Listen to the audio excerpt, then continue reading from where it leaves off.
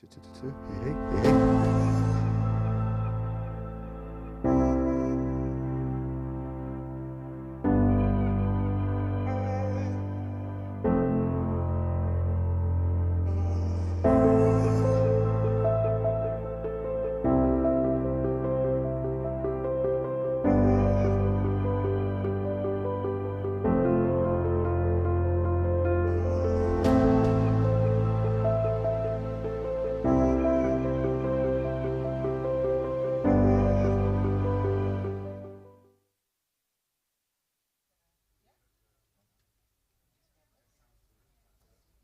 Hello.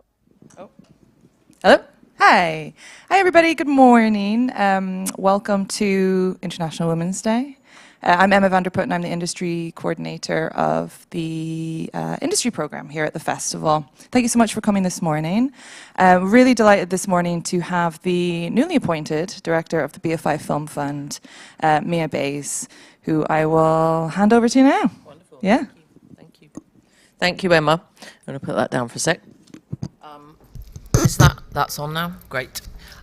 So yeah, first of all, happy International Women's Day. It's lovely to be doing this on this special day, and so welcome to everyone, to the sisters and to the allies and to everyone else, however you identify. Everyone's welcome here. So as Emma said, I am the new.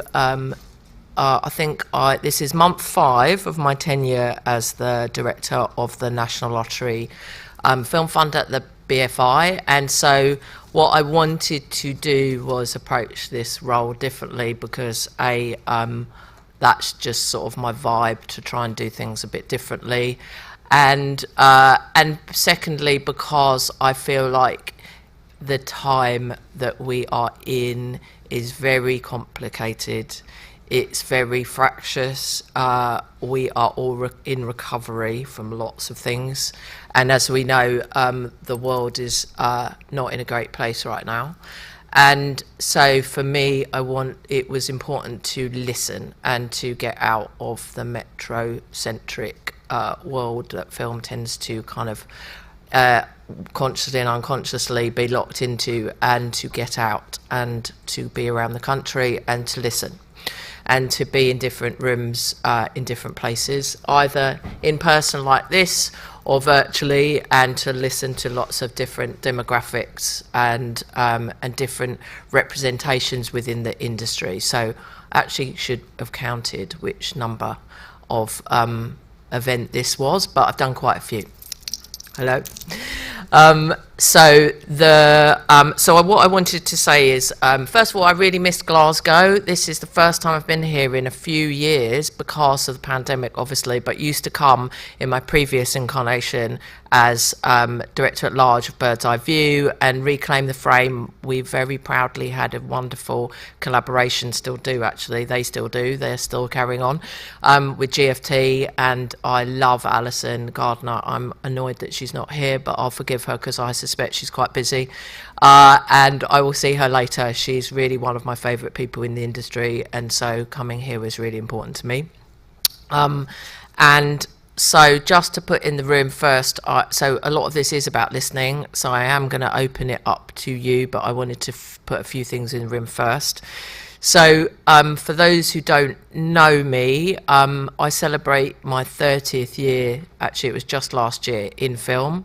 I grew up in film. I didn't grow up on film sets. I don't come from privilege. I didn't know anything to do with film or anyone who was remotely connected. I just got lucky and I got a job as a PA. So it's really important to me to be clear about that identification. So I really relate to people who don't come from any privilege. I have privilege now, obviously, within this role. I have privilege as a white person. I have as an able-bodied person, I have lots of other privileges as someone who's neurotypical.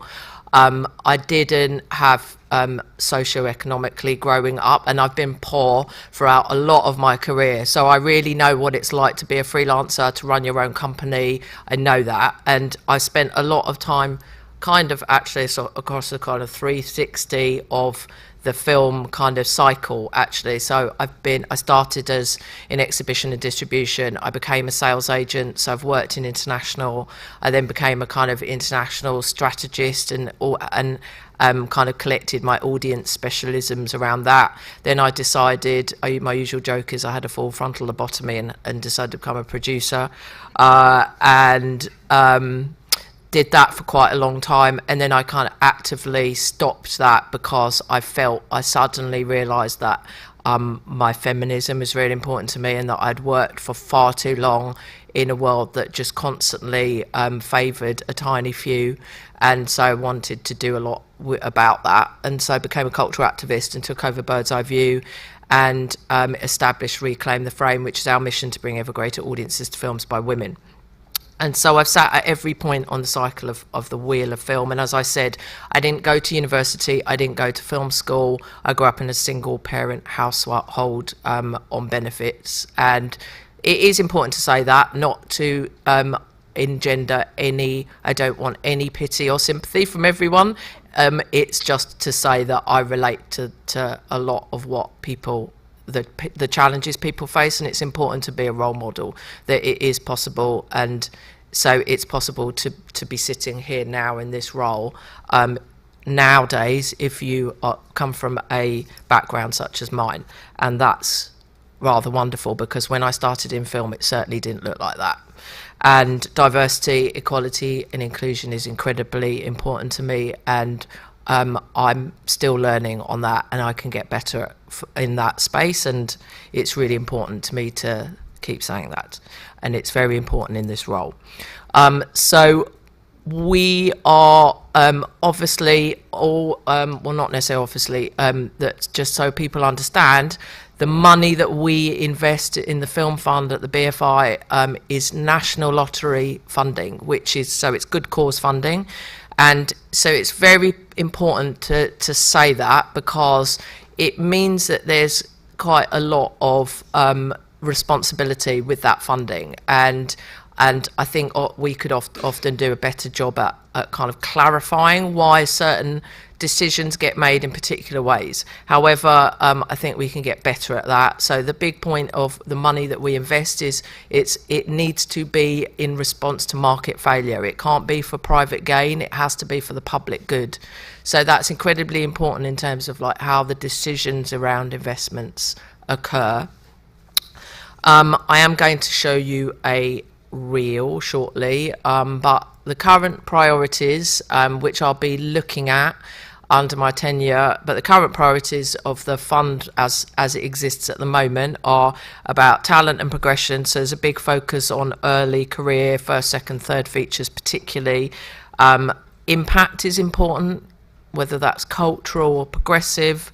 UK-wide is obviously incredibly important, so diversifying not just the number of films that are it's not just about shooting outside of the southeast, but it's also about films that are culturally set there and by voices from that place. So place and time is incredibly important.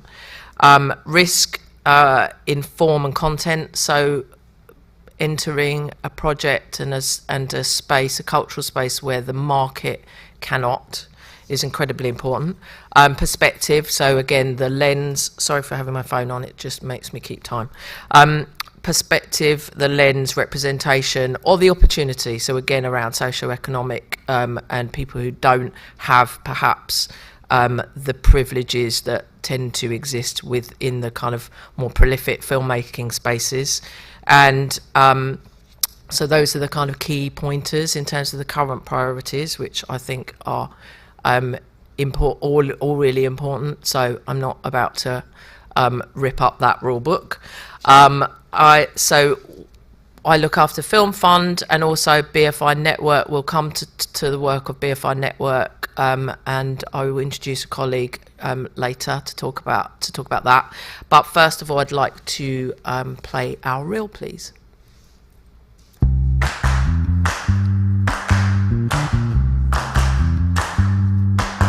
Well, they call me Mr. Business in my tailored suit and tie. I keep my glass half full of whiskey, and it's sure been running dry.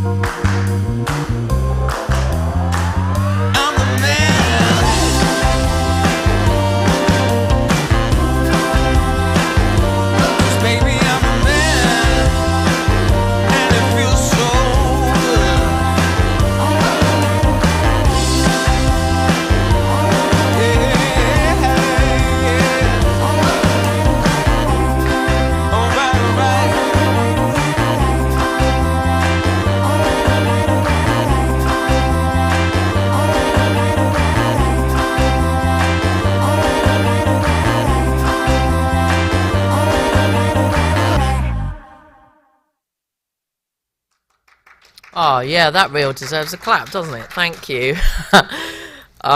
So the fund, we spend a sizable, it's the biggest film fund in the UK, public fund in the UK, and we spend a sizable amount on production. £2 million goes towards documentary in the current framework that is delegated through our partnership with the Doc Society.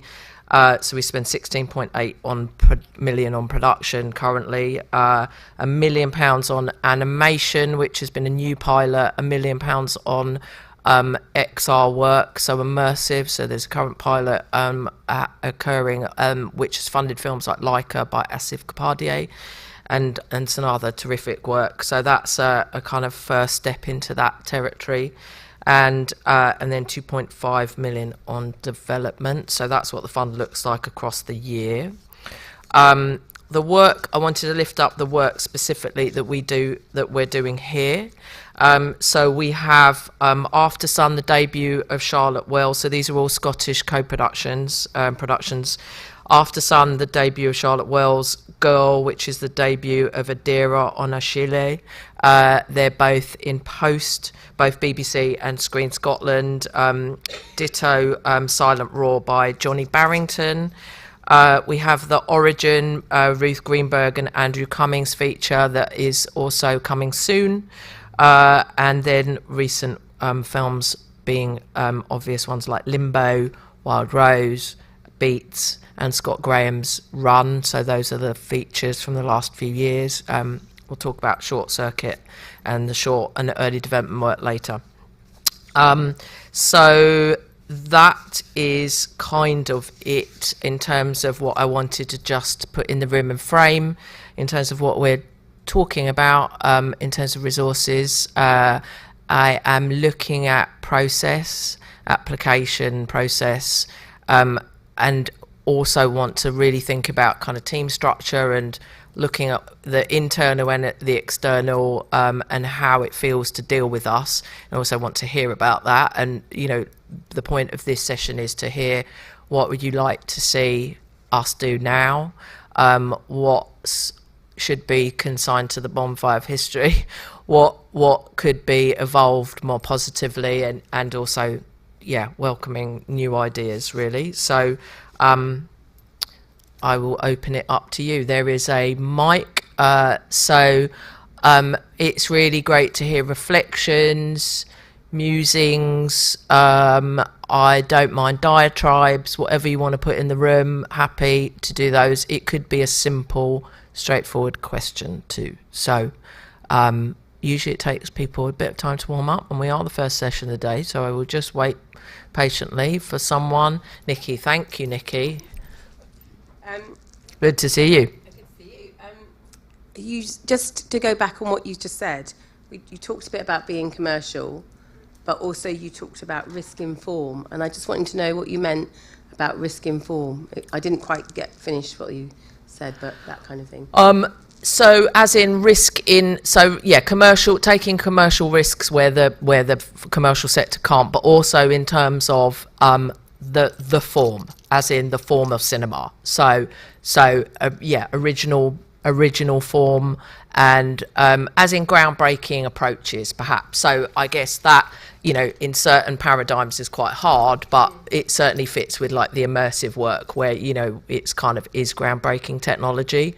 In other spaces for other projects, it might be risk in terms of, you know, there's no commercial money in this, and it's a much more traditional approach, but, you know, perhaps the lens through which we look is completely new and unique and unheard. And would you be prepared then to take the risk you're on your own, or you want someone else to partner in that risk? At the moment, we don't 100% fund. Yeah. So that's something we need to look at, because I think, you know, and it's interesting to hear, you know, what do you know, where are the gaps? You know, is commercial money, I mean, it's not even commercial money, like, are the broadcasters, you know, are the other funds, particularly you're in the documentary space, you know, where's the lack and what should we be looking at? You know, that's what I'm interested to hear now. Yeah. I mean, I think sometimes it's hard to mix the commercial and the risk. You know, sometimes if you're taking a risk, it means that it's not potentially commercial, which means you don't get a sales agent on board, you can't get a distributor, which has often been the case with the BFIs, always needing a distributor. And We don't now. Yeah. Yeah. Just, I Yeah. mean, that's a good thing, I think. Yeah. You know, in terms of sometimes you can't until Yeah. the film's finished and people see it, and then it goes to festivals, Yeah. and then you get loads of people wanting it. But that's that's a balance. That's what I was just asking about how you within the BFI mix balance the risk, and like the first time filmmakers, that's a risk. Sometimes their idea is imaginative, but they don't. Yeah.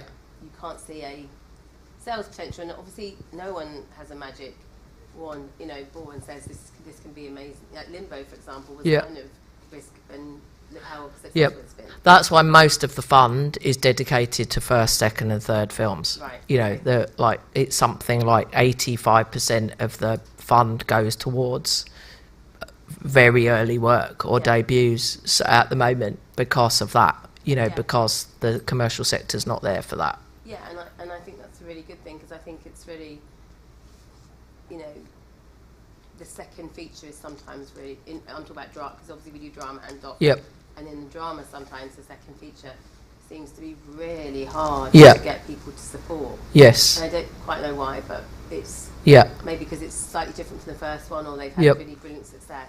Yes. But it always feels a bit of a slog. Yeah, I agree. I mean, I'd say someone like Craig Roberts or Harry Whitliff are good examples on that front. So Craig, we funded his second film, Eternal Beauty. He made a cinematic film in Wales as his debut, and I mean, to quote him, he said he couldn't get arrested to make another film. And so BFI were incredibly important, and BBC, you know, backing that work. And then now he's now was a director only, not he didn't write Phantom of the Open, and that's going to be a massive commercial. That's got massive commercial reach. We also financed that, 500 screens. So he's gone from a small drama that, you know, didn't get, you know, didn't have a massive commercial impact, had a critical impact. But then, you know, again, it's career progression, you know, and now he'll be off and running. Harry Whitliff is, you know, her, we funded her first film, and then True Things is just coming through, her second movie. Yeah. You know, again, like, you know, we're tending to back talent through a couple of movies, because you can't otherwise, you know, that statistic where people, you know, it's something like used to be, I haven't seen what it is recently, I'm sure we'll be collecting that data, but it used to be like 85% of directors, writers not so much, but never get to make another one. You know, and now there are more possibilities, because, you know, high-end television is picking up a lot more talent. You know, there is a career path where there didn't used to be, but, you know, still we need to be helping people move between the forms, I think. Yeah, definitely. Yes, more questions or points, observations, please. Paul.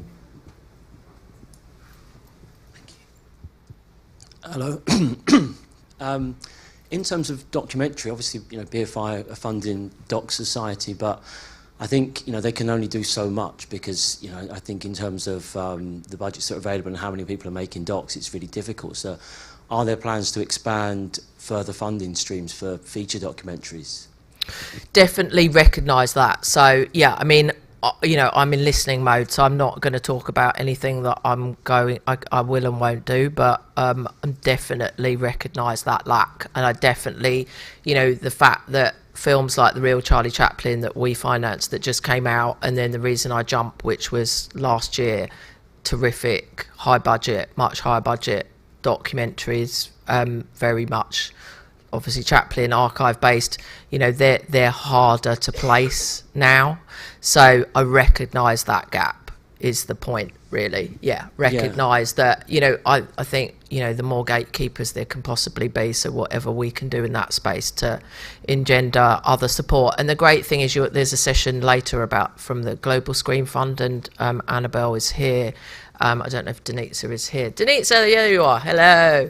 Or the Global Screen Fund team are here. You know, that's a fabulous new fund within the BFI that is a point of difference between Film Fund and you know, them and as a team and what they're backing, and that's another place to go for documentary, which is great. The more gatekeepers there are, the better. Brilliant, thank you. Sure. Maybe, well, no, I don't want to ruin the GSF event later, so you might not want to put your voice in the room about what you're doing, because... Yeah, I was going to say, I think that's something to look at, though, for documentaries, because I think that's quite, I think it's quite a difficult, a difficult fund to understand for documentary, especially kind of lower budget feature docs. Don't you think, Paul? We've had a discussion about that, but, I mean, it'd be interesting to see what you say about that. I just wonder, sorry, I'm just... while I was talking, but how does it work with how does it work with the Doc Society and yourselves? Do you discuss ideas, or is it completely them taking decisions? I just wondered. I've only been in one meeting so far, so but it's integrated without a doubt. Yeah, there's a connection. There's a strong connection between what gets. I mean, it's autonomous, but we sit on the kind of within the green light conversation, but it is a delegation. It's a partnership for them to run, and so they are autonomous within it. But we're trying to get stronger connections in terms of the finished films, and making sure that we can support those films coming through, you know, more strongly in terms of market impact, because of course the BFI has a great reach, and so the film. So it's about, I think the most important thing is to support the work coming through and help its route to market. I think that's where we can help the most significantly. Yes. Do you want to wait for the mic? Thank you. I'm Sean Azir. I'm a graphic novel publisher, and we're just kind of beginning to move into sort of producing and developing ideas. So we're kind of new and kind of green to film and TV. We've only been moving into it in the past kind of 2-3 years. Just kind of picking up on a couple of points. I guess for us, what we're looking for are where those access points for us coming in as a new business into this space. We're coming in with a massive slate of IPs and ideas that we already have prepped to begin putting us kind of out there. We're already represented by Curtis Brown Group in the UK. So for us, the next steps are we're kind of in that space of activation. So it's like, well, there are things that we have that we can begin putting out, but there's also things that we have that we want to begin self-funding. And I guess for us, it's kind of finding those partners, and we've had a conversation with Nikki, so I guess it's like, where's that space for us, and is there an emerging talent area that we can kind of come through? We're very active in terms of being in front of other producers and production houses, and trying to sell those ideas. Is there access for us to, go on a global reach, go to sales markets? I'm kind of working in the same way that I work as a publisher, in the way that I go to book festivals and I sell IPs and I sell our rights into other markets. So it's taking those skills and then adapting them into this new space. So I'm just kind of dumping stuff at you here. And the other thing was is when you were, I've lost it. I'll come back. Sure. There was another point in there. Okay. I'm sure it will come back. Let me answer that one first. Okay, cool. Where are you based? We're based in Glasgow. Okay. So I will ask my colleague, I'll introduce her shortly, to talk about the. Are you talking about short form and that part of the career? Or are you talking about features? Well, feature as well. Yeah. So we're looking at short form. Yep. And what we can do, what we can make a short form, but we also have. Well, we've already developed a 5-minute piece that we then get as a mini to then put as a pitch doc for a fuller feature. Yeah. Yeah. So features is development fund, and that's open access. It's open year round, and you need it has to be a producer applies, and that's the only kind of real criteria, actually, just that so that writers cannot apply themselves, they have to have a production company. And so so I would say look at that. And then in terms of like the talent pathways, like developing from short form to features, perhaps now is a good time, actually. Cara, do you want to talk about, this is Cara Davison, who's a talent manager at BFI Network, and we'll speak a bit about the work that we're doing here and respond to that point in terms of kind of the clear pathway between short form and feature. Thanks, Mia. Yeah, so I work across UK-wide for BFI Network, so we're supporting short films and kind of early feature development. And I guess a lot of kind of what we're doing is trying to create those pipelines and sort of get people hopefully in a space where they are ready to kind of move on to the wider BFI Film Fund. And there's a lot of work that we need to do to kind of bridge that gap, but that's kind of where we're focused on. Here in Scotland, we partner with Screen Scotland to support Short Circuit, who are kind of key partners here. And I would talk about it, but we have our talent execs in the room, and I feel like maybe they should come up and speak about it, because they're the ones directly doing the work here. Yes, please. Fabulous. So Iria and Miriam, who are really brilliant, I'm going to pass over to them, and they can do it for me. In true film festival style, I've already lost my voice, oh, wow. So I'm going to like stumble through. But yeah, good to see everyone. Thanks, Mia. Thanks, Cara, so much. So I joined in September, and Aria was like... Yeah, I joined a couple of weeks before Miriam, so we're both fairly new to Short Circuit, but we've already been working with a lot of talent so far. We've commissioned in October 9 new short films as part of our second year of Short Circuit. And we're starting our year 3 in the next few months, I suppose. So hopefully we'll be opening up our next round of shorts funding in, say, April. But don't quote me on that yet. Yeah. But, you know, get writing. And so we'll be welcoming applications for short films from writers, directors, producers, teams for our year 3 sort of cohort. So, you know, keep an eye on our socials, keep an eye on our website. We are always very open to answering questions.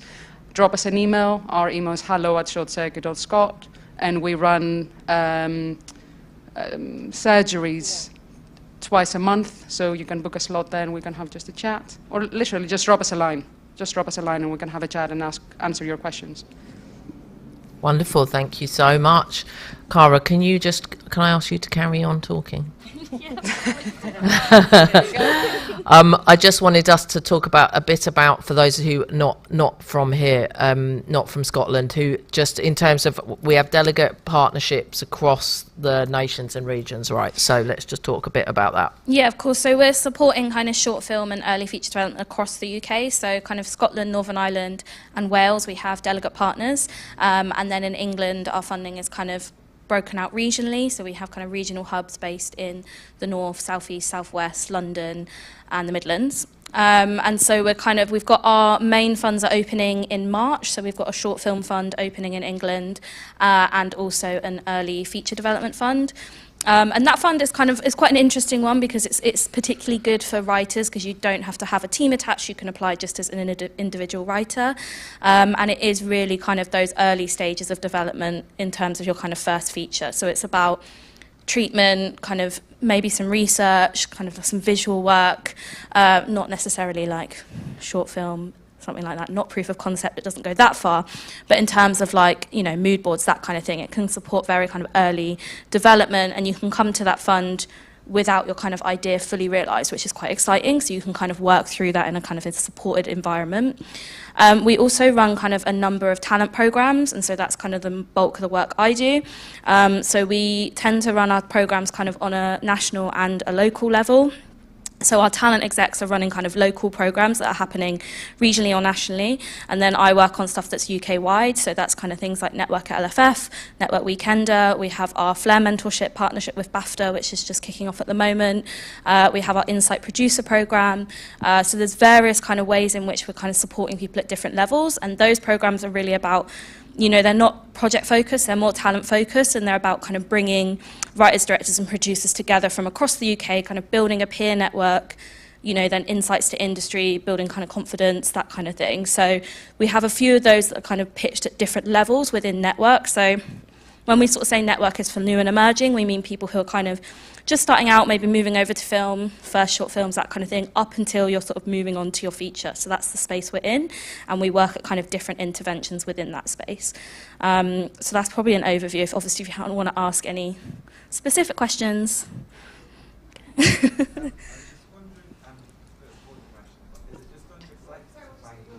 Oh, sorry.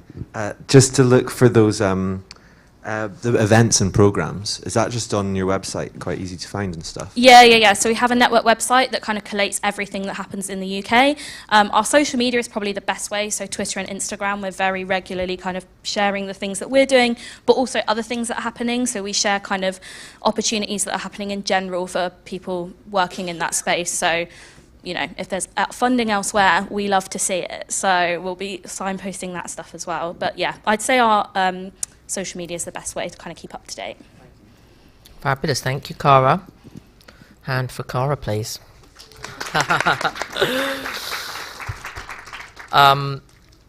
Okay, yeah, more points, please. Hopefully that answered some of your question. Yep. And the other thing is producers and producer support is incredibly important, looking at that very much.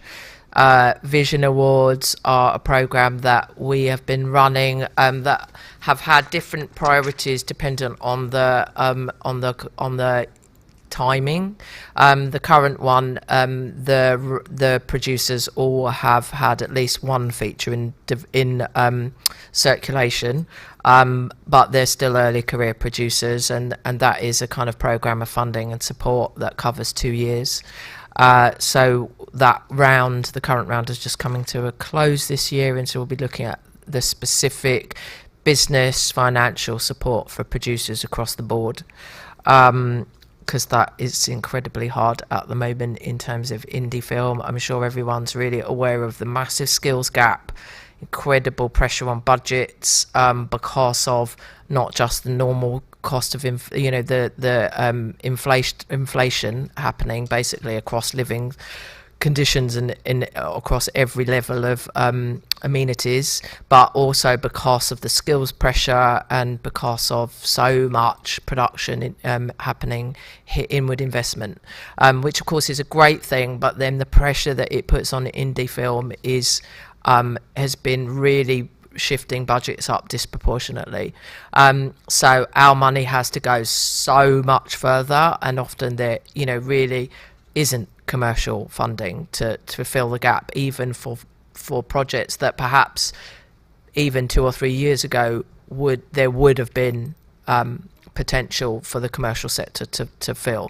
So there's lots and lots of different pressures on the funding, which is why it's really important to kind of take the temperature of now and make sure that our funding adjusts to the specifics of the marketplace now. Another point I would like to make is it's wonderful that films can be accessed wherever, whenever, but for me, from someone who feels very strongly about cinema and the power of the collective experience, I also feel that it's really important that we do what we can to support, to make films that are also going into cinemas.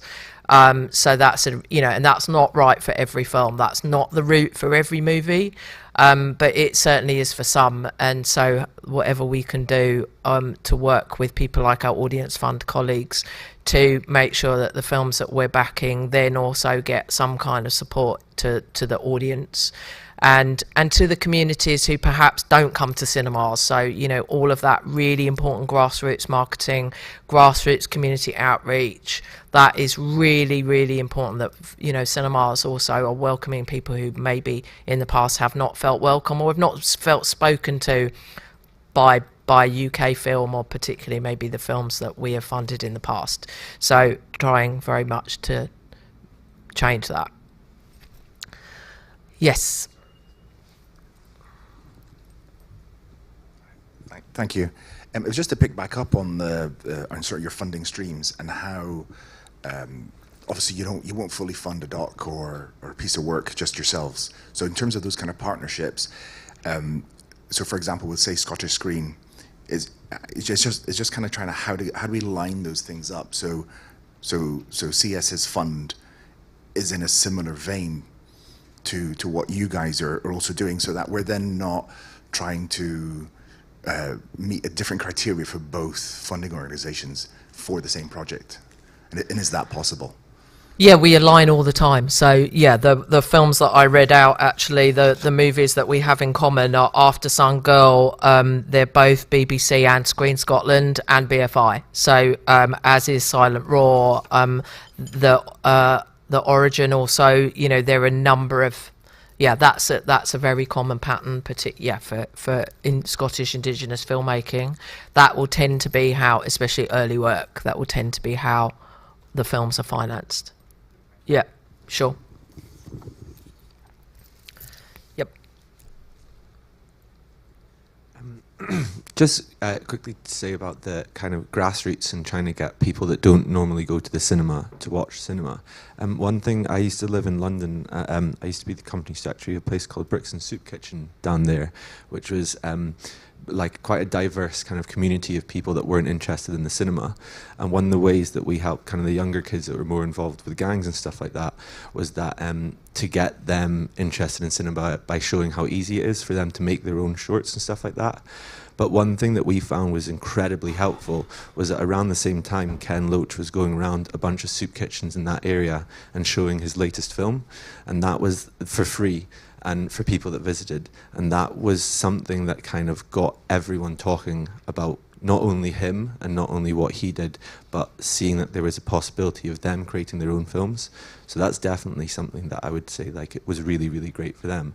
But it actually kind of leads on to my point, which I was going to ask was, in regards to kind of the Scottish film industry right now, I've got a few friends that still say that kind of when you look at what's being produced, when you're looking at what's on the screen, it looks like there's big steps being made in diversity, but then behind the camera, it's still a real struggle, especially when it came to Anansi Boyce. One of my friends that was working on that set said he likes to be able to walk on set, especially for something like Anansi Boyce, where he doesn't feel black. And as soon as he came on, he did feel black. For something like Anansi Boyce, that was quite shocking to hear, because that's meant to be kind of the Black Panther of TV shows kind of thing, like celebrating diversity and stuff like that. What is BFI doing, aside from kind of just attempting to fund the projects, but what is BFI doing to kind of be aware of that lack of diversity and the fact that there hasn't been as much progression as maybe people expect there to do? Is there kind of aims that you're going for, or is there kind of people that are part of BFI that you're actively trying to speak to and engage with to recommend the funding? Yeah, just what kind of what? Sure. I mean, I'm not speaking on behalf of the BFI because it's a massive place with lots of different departments. So there are lots of streams of work that are looking to address this. There's a massive skills review at the moment because there's a massive skills shortage. And so there's a lot of work and being put into doing exactly that. But it's a long game. And, you know, so within Film Fund, we invest in a project called Step Up. So the point of that is to help people, particularly at the moment, their crew who are from, who are an ethnic minority origin, in order to progress more quickly. They have programs of support, and they're put into features that we are financing, and they have people who are supporting their career progression. So that's something that we currently invest in, and we're also investing in wellness facilitators, well-being facilitators, in order that there is someone on set, which is a new action, really a very positive action, that there are they're like, for instance, in a situation like that where someone feels quite isolated and perhaps not supported, that there isn't someone to go to, that actually in now that there is. And so, I mean, it's particularly an action for anti-bullying and harassment, but it's across all levels of well-being. So that the person who may feel isolated is not left to just do the work themselves. And so so people like Screen Skills have obviously been looking at this and investing in this area as well in terms of behind the camera. Diversity across the board. I mean, it's also, disproportionately able-bodied. We have massive access problems. We haven't invested enough in access. So we're again really looking at that and making sure that, again, crews and are much more, that sets are much more welcoming and accessible to everybody. So it's something that definitely within our budgets, that what we invest in, there is a ring-fenced amount of money that absolutely goes to address that. Diversity standards are something that the BFI obviously has led on and has been integrated into lots of other organisations, not just in the UK but across the world. They are being revised because it's several years since they've been revised, and because there's so much nuance to diversity and representation. Like there are areas where there is no diversity, and so that's an issue. So what do? You bring people in from outside, but then if you do that, then you have to make sure that they are also supported within those structures. And then there are other places where obviously diversity is much more available. However, the experience may not be there, and so again you need to have a different response within that scenario. So I guess the learnings are across the industry that we're evolving this space, and we all need, for the people who have the power and influence and the resources, that we need to do more. And so I hope that addresses and what you said about grassroots filmmaking. I think BFI Film Academy is particularly the work that the BFI do around embedding filmmaking and the love of cinema and film within the educational paradigm, and particularly helping people who may not see film as a career route, helping them to see that it is possible, and that between Film Academy and then into network and then hopefully into early development and Film Fund, that there is a proper pathway for wherever you are in the UK. That's the ambition. I don't think it looks like that quite at the moment, but that's certainly where we're going and where we want to go. We found that one of the easiest things was just like getting people in that were from the industry, that didn't even need to be massively successful, that just had like some sort of career. Yep. And as soon as they saw someone that looked Yep. like them, it was like Yep. as if something broke in their mind, and they thought, Yes. Role models and mentoring. I think we could be much better at structuring mentoring as well for above the line and below the line, as we say, so either writers, directors, producers, as well as, all crew members, and, that the role of championing is incredibly important. Being on the end of a phone to, there are particular skills. Lots of people are shooting on film now. So, and there is a massive skill shortage around people who know how to use film over digital. So on one of our movies recently, there was impossible search for focus pullers who could work on film. And we had to bring someone in from Ireland who had actually retired.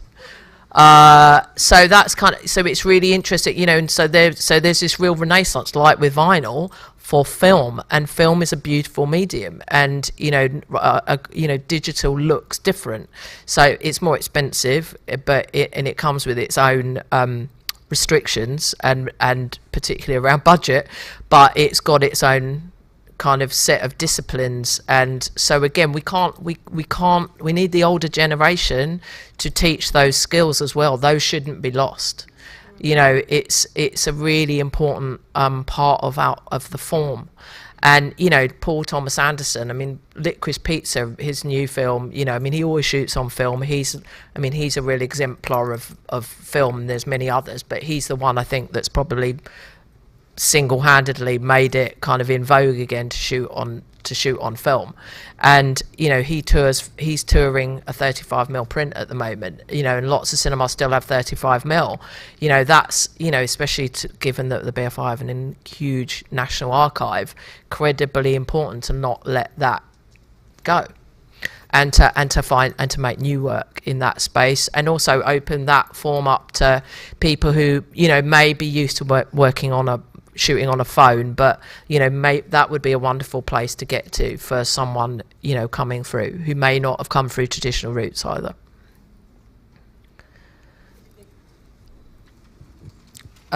Yeah, the back and then at the front, please. Okay, great. I was just going to follow up on your point, really. We just recently did a mentoring project working with people of colour to basically activate change in comic publishing, because there's, like, I'm the only non-white publisher in Scotland at the moment, and that should change really, really soon, you know.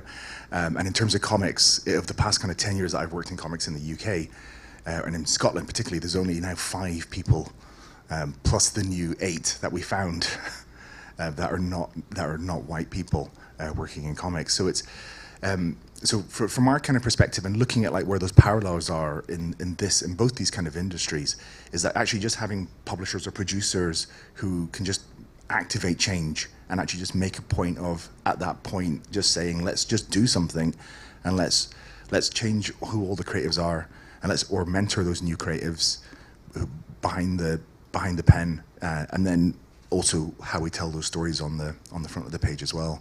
And again, I'm happy to share that more with you, and we can chat more afterwards as well. Wonderful. Thank you. Thank you. Great work. Lovely to hear. Thank you for sharing. And at the front, please. And then here.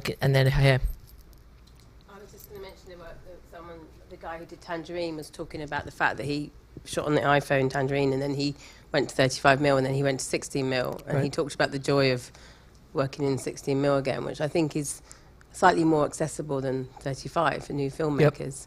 Yep. I just wanted to go back to what you said about,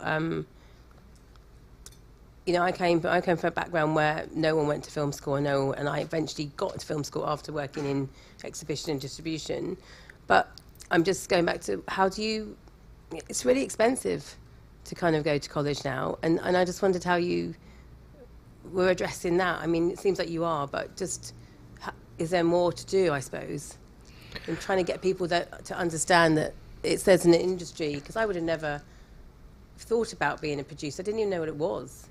And then I gradually got, you know, someone helped me along the way. But loads of people, when I started, said to me, you haven't got the right accent, you don't come from the right background, you're never going to be a producer. And I'm just trying to, how do you, you know, give the sense that people can do that, even from the age of 15, for example, when people are making their choices, that they actually can do that?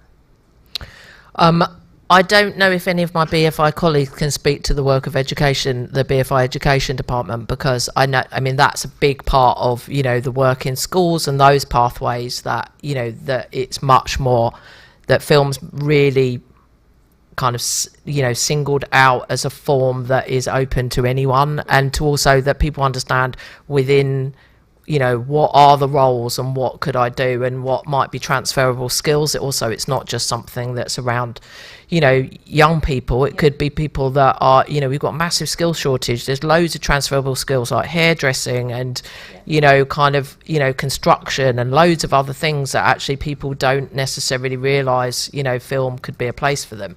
So I know that, you know, that's a big part of the work that, you know, the education department and Screen Skills, and, you know, there's lots of people who are dedicated to actually doing something about that. I mean, within Film Fund, you know, our priority is that people don't come through traditional routes. So we may be financing a first feature or a second or a third, you know, and that those people may not come through any of those traditional routes and may need different types of support and mentoring, you know, particularly around, you know, things like being able to say, I don't I don't understand that, or I don't know, I don't have experience of that. I'm interested in film, but I don't, shooting on film, but I don't know anything about that. That we put enormous amounts of pressure on people to have to look and sound like they know everything, and you can't. And so you have to kind of create an era of confidence in saying I don't know. You know, like I'm sitting here saying I don't know either. You know, I do know, but I also don't know. I don't know what the film industry needs now. I want to listen to that, you know, and so that's the point of engendering a space where sometimes we say, you know, this is what other people may need. We may not have needed that. You know, we maybe came through at a time where you just had to get on with it. And that creates in an older generation an attitude that's not very helpful to younger generations, like stop, you know, moaning, stop being entitled, you know, just get on with it. And that's kind of not okay. Like, things have changed, quite rightly. Yeah. So, you know, I think, it's massively about cross-generational connection, really. Like, there are lots of things that, you know, about the form that are wonderful, but there are lots of things about the industry that are terrible. You know, and younger generations will have great ideas that, you know, we older generation haven't thought about, and vice versa. So big fan of like that kind of cross-fertilization across, you know, community, across generations, you know, time and place. It's really important that we connect. It's really important we sit in rooms like this and share thoughts and ideas and say what is happening, what's not happening. How much longer do we have? We only have a few minutes left. Any final? Oh yeah, you had a point. Yes, Mike here, please. Hi there, I'm Zoe Hunter. I've got a question about stealth in application process. As a writer, I have had a film developed, a script developed through Bell Rock. Here in Scotland, and I had mentorship from Ian Seller, mentorship which I would like to continue if I could get some funding to do that for further draft. I have a possible director who I have a working relationship with, who I'm really keen to be on board with, but I'm getting slightly conflicting advice as to next steps, because I could apply for development funding for a further draft through Screen Scotland, through Short Circuit. I've been told I could potentially go that alone, although I do have a Scottish producer who has said to hold my hand through that process. He may help me with the application. However, the director who I'm very interested in potentially directing this film, he's London-based, and I've been told that maybe the way forward is that relationship, and to apply for BFI funding from the London base, but I'm up here, he's down there. I don't want to burn any bridges. I don't have a contract with him, and obviously we're all aware that you shouldn't make promises signed in blood with anyone. But I've got different producers saying, oh, definitely don't have a director attached, or others saying, well, you could potentially use each other's postcode to apply for money down here and money up here, and I feel at the moment a little bit out of my depth. Incidentally, just from the conversations that have been going on, he's Nigerian background, and when people say, well, you should get a woman to direct your female-led film, but part of the film is about adversity with dealing with the justice system, and as a bloke with Nigerian parents, he's very clever, but he's not from a particularly supportive background. He knows what it's like to be at the wrong end of the justice system. So he's absolutely the right sort of voice to make my film, in my opinion, because he knows he knows how that feels. So sorry, is this a feature you're talking about? Yeah. Right. Okay. I mean, I'm not entirely sure. So you're trying to decide whether to attach the director or not. Yeah, for the purpose of applying for further funding, go for it up here or wait and work with him and apply, try to get a producer down south and apply there, or is both possible? I don't really know, and I feel like I need to pick somebody's brains about how best to take the next I'm not steps. sure entirely about the kind of specific guidelines for funding for your national funding. Yeah. In terms of BFI, yeah, it's kind of up to you. It's really up to you about what's authentic creatively, instinctively for you. So if that's the right director, then you apply and then you make that case. You know, it depends on their there's so many aspects to the decision for funding in development, which is, you know, who's applying, what have they done, what is the idea, does it map against something that we're developing or not, you know, who else is involved or not. Like, there's lots of different routes in. So, you know, I mean, I can't speak for what the rules are here. Yeah. You need to ask get specific guidance, and actually Short Circuit probably could help you. So if you talk to our colleagues afterwards about that, and then you know, in terms of as a producer, having been a producer, I would say trust your gut. You know, it's like a marriage. Yeah. And who you make films with, so you need to cast that person in the right way. So that would be my advice. Go with your gut. Thank you. Sure. Yes, I think we need to wrap up. So thank you very much for sharing, and thank you for listening. And I'll be around, so I'm here for the next couple of days, and I'll be listening to the Global Screen Fund. Are you up next, you guys? Yes. Wonderful. Hand the mantle over.